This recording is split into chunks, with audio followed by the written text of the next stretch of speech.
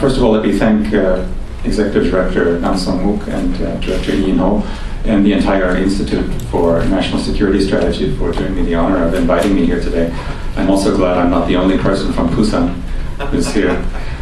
What I would like to talk about today is the new pragmatism in America's North Korea policy. Now, we all know that pragmatism is really just another word for practicality. So, of course, every American president has considered himself to be a very pragmatic person, but the Obama administration has the reputation for being much more pragmatic, especially in terms of foreign policy, than his predecessor George Bush was. And as you can see from this quote that I have from an American senator, pragmatism is now widely understood in America to mean a non-ideological approach to relations with other countries, especially countries that have been hostile to the United States.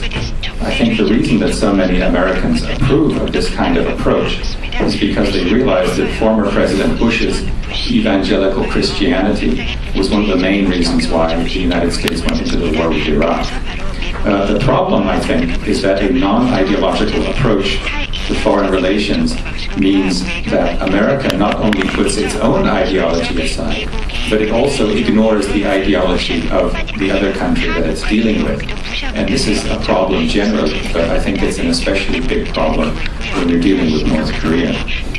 Personally, I believe that America cannot deal with North Korea effectively so long as it fails to understand the worldview of the North Korean regime.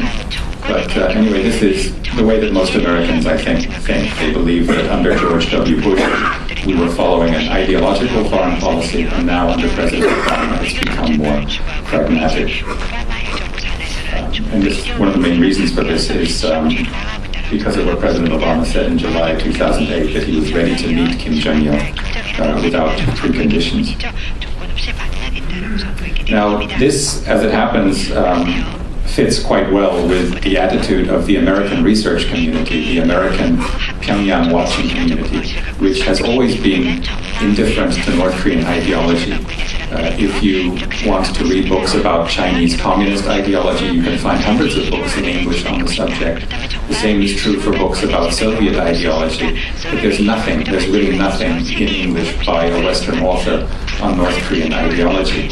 The general perception in the research community in the United States is that North Korean ideology is incidental, it's unimportant, it's simply a tool with which the regime manipulates its people. It's not a guide to North Korean policy making. What little research there is on the North Korean ideology is research on Juche Sasan or Juche ideology, which, in my belief, has no real bearing on North Korean policy making. Juche did not come into being until the 1970s, by which time North Korea already was the country that we know it to be today. As for North Korea's anti-Americanism, this is usually seen in America as a natural and understandable response to American bombing of North Korea during the Korean War. So Americans tend to believe that they can overcome North Korea's hostility through goodwill gestures, by signing a peace treaty, for example. So according to this view, North Korea's ideology is not something that the U.S. State Department needs to take into account in order to negotiate effectively with Pyongyang. So you can see here that the research community's attitude to North Korean ideology fit quite well with President Obama's own non-ideological approach to North Korea. And this is why when President Obama was elected in November last year, the general reaction in the North Korea watching community was one of relief. There was a general confidence that relations between Washington and Pyongyang were going to enter into a new era. And people predicted that President Obama would work towards signing a peace treaty with the North, that he would go to visit Kim Jong-il perhaps, and that North Korea would respond by taking nuclear disarmament seriously. So just a year ago, you had these kinds of very optimistic predictions being made for the future of relations between the U.S. and North Korea. And at that time, as you will remember, many experts in America and South Korea were warning President Lee Myung-bak that he would have to start talking to North Korea very quickly or he would be in the same position that Kim Young-sam was in during the Clinton administration. In other words, he would be stuck on the sidelines while Pyongyang and Washington were negotiating the future of the Korean Peninsula. The interesting thing is that the North Koreans themselves gave no indication that they regarded President Obama as an improvement over President Bush, none at all. And North Korean propaganda continued to criticize the United States in the strongest possible terms.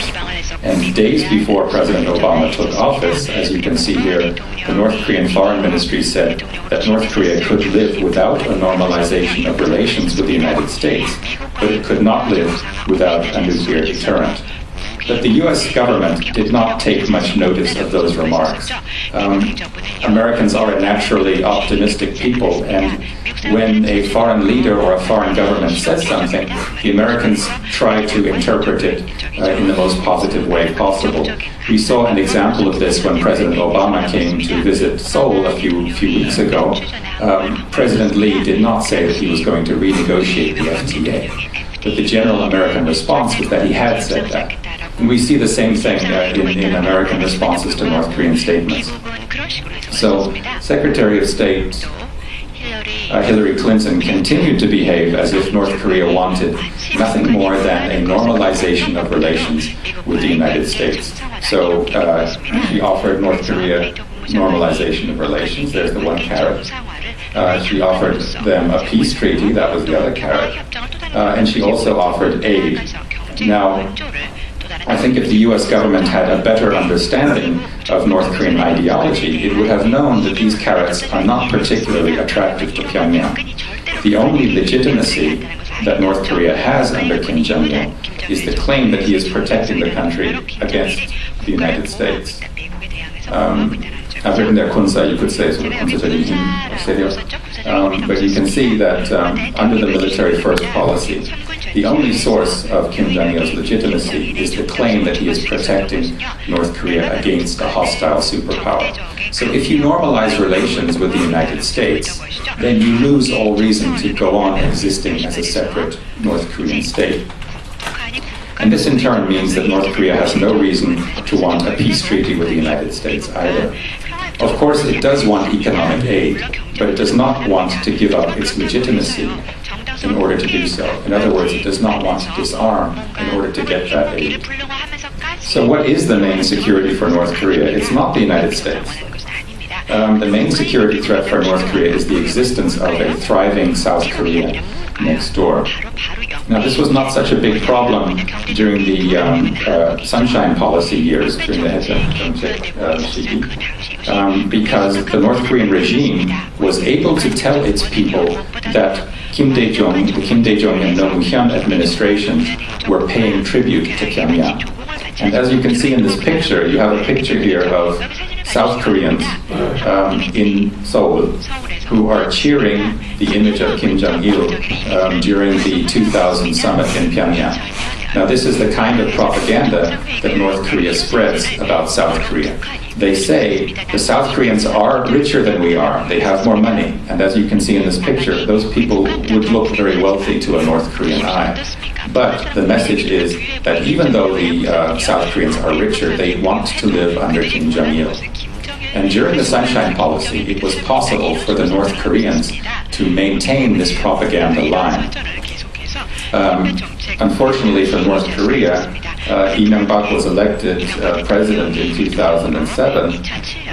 So you had the election of a pro-American, anti-Pyongyang president, essentially. And that gave the lie to the North Korean propaganda line that the majority of South Koreans, despite their wealth, wanted to live under Kim Jong-il. And I think from President Lee's election is the time that the North Korean government began to behave ever more recklessly on the world stage.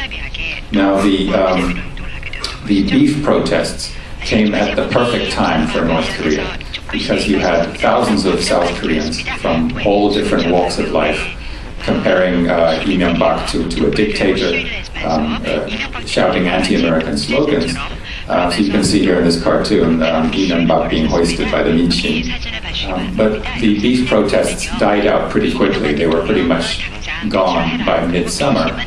So from midsummer, I think, is the time that you can see North Korea beginning to behave more provocatively.